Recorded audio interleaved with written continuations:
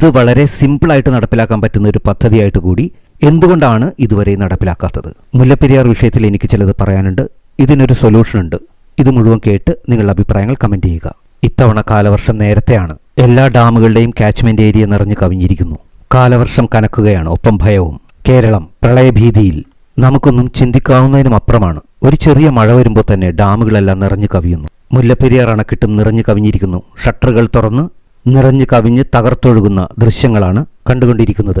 മഴക്കാലം വരുമ്പോൾ മലയാളിക്കെന്നും പേടി സ്വപ്നമാണ് മുല്ലപ്പെരിയാർ. ഇവിടെ എനിക്ക് ചിലത് പറയാനുണ്ട്. കേരളത്തിന്റെ ഭീതി മാറും, തമിഴ്നാടിന് ആവശ്യം പോലെ വെള്ളവും കിട്ടും. ഞാൻ പറഞ്ഞു വരുന്നത് ഒരു സിമ്പിളായിട്ടുള്ള പെട്ടെന്ന് നടപ്പിലാക്കാൻ പറ്റുന്ന ഒരു സൊല്യൂഷനാണ്. നിങ്ങളുടെ അഭിപ്രായങ്ങൾ ഇത് കേട്ടതിന് ശേഷം കമൻ്റായിട്ട് രേഖപ്പെടുത്തുക.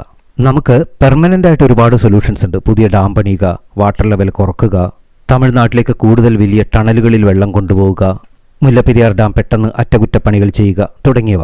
ഞാൻ പറയുന്നത് ഇതൊന്നുമല്ല, ശ്രദ്ധിച്ചു കേൾക്കുക. തമിഴ്നാട് തേനി, മധുരൈ, ഡിണ്ടിഗൽ, ശിവഗംഗ, രാമനാഥപുരം തുടങ്ങിയ സ്ഥലങ്ങളിലേക്ക് ഇറിഗേഷന് വേണ്ടിയിട്ടും കുടിവെള്ളത്തിന് വേണ്ടിയിട്ടുമാണ് ഇപ്പോൾ കുറച്ചു കാലങ്ങളായിട്ട് വൈദ്യുതിക്കും വേണ്ടിയാണ് മെയിനായിട്ട് മുല്ലപ്പെരിയാറിലെ വെള്ളം ഉപയോഗിക്കുന്നത്. വെൽ സ്ട്രക്ചേർഡ് ആയിട്ടുള്ള കനാൽ സിസ്റ്റവും പൈപ്പ് ലൈൻസും വൈദ്യുതി കണക്ടിവിറ്റി ഇൻഫ്രാസ്ട്രക്ചർ എല്ലാം തമിഴ്നാട് സെറ്റ് ചെയ്ത് കഴിഞ്ഞിരിക്കുന്നു. കൂടാതെയുള്ള വെള്ളം വൈഗ റിസർവെയറിൽ കൊണ്ടുവന്നിട്ട് തമിഴ്നാട് സ്റ്റോർ ചെയ്യും.